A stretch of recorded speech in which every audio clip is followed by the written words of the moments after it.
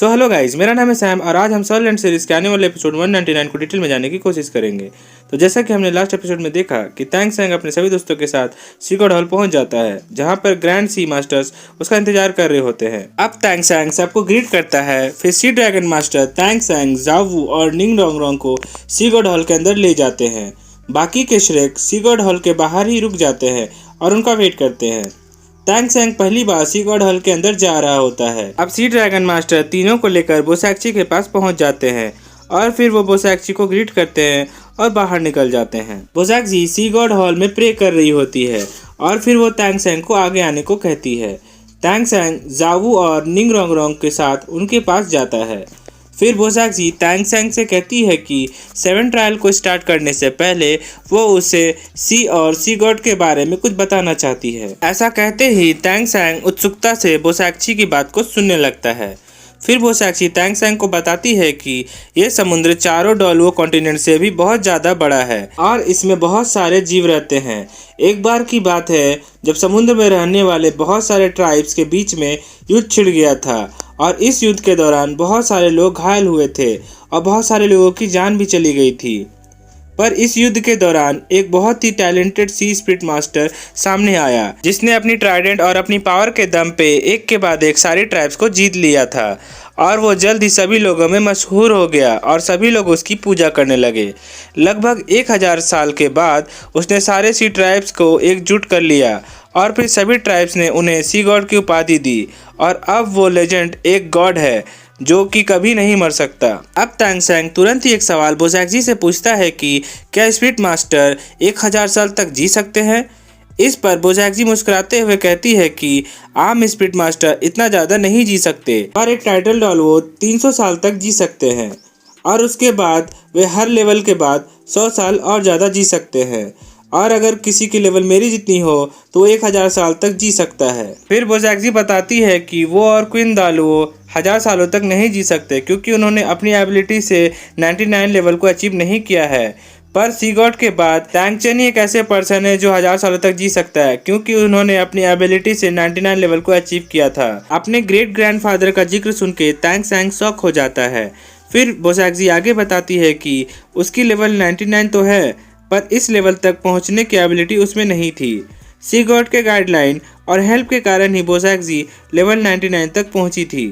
पर तैंग सैंग के great grandfather तैंग chain अपनी काबिलियत से लेवल 99 पे पहुंचे थे। बोसैक्ची की एज अभी के समय में 100 साल से ज़्यादा है पर तैंग सैंग ने इतने कम एज में लेवल 80 को पार कर लिया है और अब उसका लेवल 84 है और डुअल स्पिरिट मास्टर होने की वजह से अब उसे लेवल बढ़ाने में ज़्यादा प्रॉब्लम नहीं होने वाला। बोसैक्ची बताती है कि जब किसी ऑर्डिनरी स्पिरिट मास्टर की लेवल 95 हो जाती है तो उसके बाद एक लेवल आगे बढ़ाने में 100 साल तक का समय लग जाता है और लेवल 97 होने के बाद आगे लेवल बढ़ाने में 200 सालों तक का समय लग जाता है और इसके बाद एक ऑर्डिनरी स्पिरिट मास्टर की लेवल आगे नहीं बढ़ पाती क्योंकि 98 लेवल को अचीव करने में 300 सालों तक का समय लगता है और 99 लेवल को अचीव करने में तो 600 साल का समय लग जाता है। बोसैक्ची और क्वीन दालुओ ने अपनी सीनियर की हेल्प से लेवल 99 को इतनी जल्दी अचीव कर लिया था पर तैंग सैंग के ग्रेट ग्रैंडफादर ने सी गॉड की तरह अपनी मेहनत से लेवल 99 को अचीव किया था और सी गॉड के बाद तैंग चेन में ही ये कैपेसिटी है जो कि गॉड लेवल अचीव कर सकते हैं। तैंग सैंग इन सारी बातों को चुपचाप सुन रहा था। ये देख बोसैक्ची आगे बताती है कि जब उसने सी गॉड की 8 ट्रायल को पास किया था तो उन्हें हाई प्रिस्टेस का सम्मान मिला था। उसकी तरह क्वीन दालुओ को भी ये सम्मान मिला था पर यह सम्मान एंजल गॉड की तरफ से था। बोसैक्ची आगे बताती है कि समुद्र में उसका सामना कोई नहीं कर सकता और आसमान में क्वीन दालुओ को एडवांटेज है और ज़मीन में तैंग चेन से कोई भी नहीं लड़ सकता। अब तैंग सैंग हिचकिचाते हुए बोसैक्ची से उसके ग्रैंडफादर का पता पूछता है पर बोसैक्ची तैंग सैंग को बस इतना बताती है कि तैंग चेन ने उसे प्रॉमिस किया है कि लेवल 100 होने के बाद और गॉड लेवल अचीव करने के बाद वो उससे मिलने के लिए ज़रूर आएगा। इतना बोलते ही बोसैक्ची का चेहरा ब्लश करने लगता है। तैंग सैंग ये सब देख लेता है। फिर बोसैक्ची आगे बताती है कि उस समय तुम्हारी दादी चल बसी थी और फिर तैंग चेन और क्वीन दालुओ दोनों एक साथ मुझे अपनी फीलिंग्स बताने पहुंचे थे तो मैंने एक शर्त रख दी कि जिसने भी गॉड लेवल को अचीव कर लिया मैं उसकी फीलिंग्स को एक्सेप्ट कर लूँगी। अब तैंगसेंग समझ जाता है और मिस बोजैक्सी से कहता है कि वो उसके ग्रेट ग्रैंडफादर को पसंद करती थी। ये सुनकर बोजैक्सी शॉक हो जाती है और फिर तैंगचिन को याद करते हुए कहती है कि तैंगचिन ओ तैंगचिन, अगर तुम अपने पोते जैसे समझदार होते तो हमें आज इतनी दूरियां न सहनी होती। ये सुनकर तैंगसेंग बोजैक्सी से कहता है कि हो सकता है कि आपके रखे शर्त के कारण उन्होंने ये ठान लिया हो कि वो गॉड लेवल को अचीव करके ही आपके पास वापस आएंगे।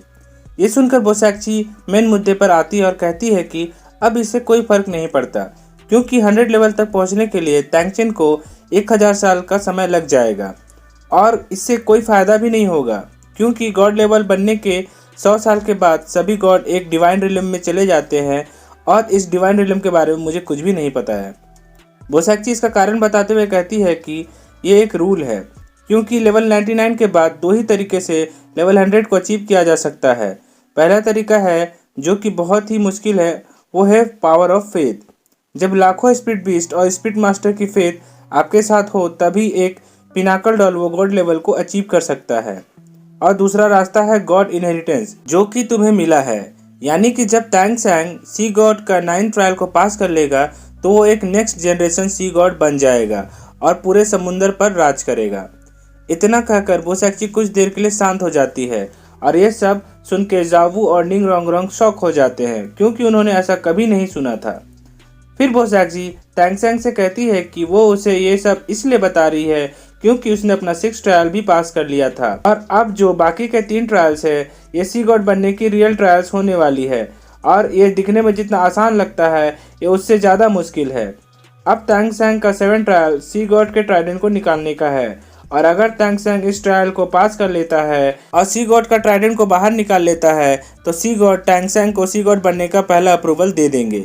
लास्ट में बोजैक्सी तैंगसेंग को हिंट देते हुए कहती है कि बस सी गॉड पे तुम्हारा फेथ ही तुमको इस ट्रायल में पास करवा सकता है और अगर तुमने इस ट्रायल को पास नहीं किया तो इसका जो परिणाम होगा उससे तुम्हें मैं भी नहीं बचा पाऊंगी।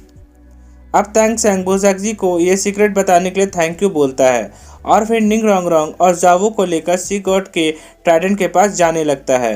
इसके बाद सीन चेंज होता है और हमें एंजल हॉल दिखाया जाता है, जहां पर क्वीन रेंज्यू अपना 7 ट्रायल दे रही होती है और क्वीन दालो उसकी मदद कर रहा होता है। क्वीन रेंज्यू को अपने इस ट्रायल में एंजल गॉड की होली स्वॉर्ड को निकालना होता है और ये एंजल होली स्वॉर्ड एक सर्कल में फिक्स होता है, जिसे निकालने की कोशिश करने पे ये बार बार घूमने लगता है। इसके बाद क्वीन दालो क्वीन रेंज्यू को प्रोत्साहित करने के लिए बताता है कि एंजल गॉड भी तुम्हारी तरह पहले कभी इंसान थी, इसलिए तुम्हें गॉड ऑफ एंजल पर फेथ रख के इस होली स्वॉर्ड को निकालने की कोशिश करनी चाहिए। इसके बाद क्वीन रेंज्यू दोबारा से इस स्वॉर्ड को निकालने की कोशिश करती है।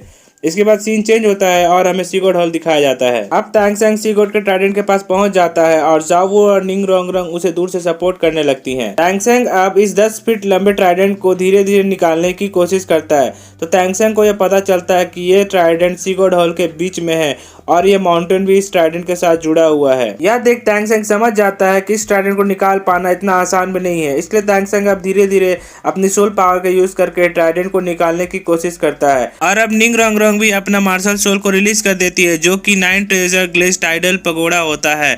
अब निंग रोंगरोंग अपना 80% बफ तैंगसेंग पर रिलीज करती है और तैंगसेंग को फील होता है कि उसके बॉडी के सारे एलिमेंट्स की पावर बढ़ रही है और उसकी स्पिरिट पावर पीक कंडीशन में पहुंच चुकी है। इसके बाद तैंगसेंग दोबारा से कोशिश करता है और सी गॉड ट्राइडेंट का हैंडल को अपने दोनों हाथों से पकड़ लेता है और एक आवाज के साथ सी गॉड ट्राइडेंट को निकालने की कोशिश करता है। उसके ऐसा करने से उसके शरीर के जॉइंट्स में आवाज होने लगती है। इसके बाद तैंगसेंग अपने ब्लू सिल्वर एम्परर को रिलीज कर देता है, पर तैंगसेंग अपने ब्लू सिल्वर डोमेन को रिलीज नहीं करता, क्योंकि सी गॉड का ट्राइडेंट एक डिवाइन वेपन है और इसे एक डोमेन में कवर करने पे इसका ऑपोजिट रिएक्शन भी हो सकता है, इसलिए तैंगसेंग अपने डोमेन का यूज नहीं करता। पर तैंगसेंग के माथे का ट्राइडेंट फ्लैश करने लगता है। इसके बाद सीन चेंज होता है और हमें बेबी दोंग को दिखाया जाता है, जो कि अपने हुआन एम्पायर के फोर्स को तैयार कर लेती है और एक फाइनल अटैक करने के लिए रेडी हो जाती है। वो इस बार सारे कॉन्टिनेंट पे कब्जा करने के लिए रेडी रहती है और लास्टली हमें एक सीन दिखाया जाता है जहाँ पे क्वीन रेंज्यू कहीं पे जा रही होती है, यानी कि क्वीन रेंज्यू ने अपना 7 ट्रायल पास कर लिया होता है और उसने अपना होली स्वॉर्ड निकाल लिया और फिर यहीं पे ये एपिसोड खत्म हो जाता है।